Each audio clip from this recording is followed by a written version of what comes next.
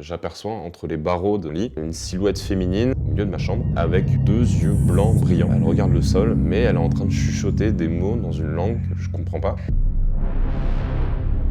Et je vais vous raconter une histoire qui m'est arrivée quand j'avais environ 8 ans. C'était en plein milieu de la nuit. Il faut savoir qu'à l'époque, je dormais sur un lit mezzanine, donc un lit en hauteur. Et à un moment, je suis réveillé par un bruit qu'au départ, j'arrive pas trop à identifier.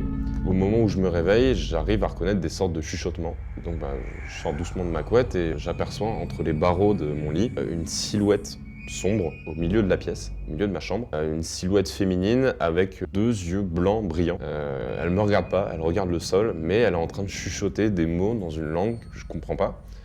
Comme tout enfant qui voit un truc pareil, je suis terrifié à ce moment-là et tout ce que je trouve à faire, c'est me réfugier sous ma couette en essayant de me rendormir, en me disant que c'est sûrement un cauchemar.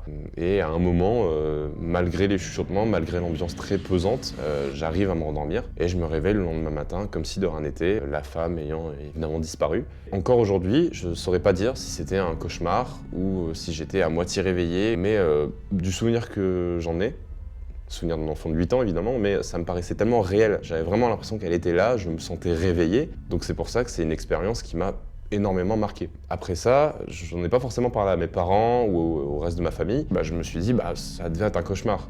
Et même, j'avais pas trop envie d'en parler vu l'expérience assez terrifiante que c'était. Sauf que à un moment, en discutant à des repas de famille, tout ça, on s'est rendu compte que dans la maison, on avait chacun vécu des expériences du même style, des expériences assez étranges, qui nous ont fait nous poser la question de est-ce qu'il y a pas quelque chose dans la maison, quoi.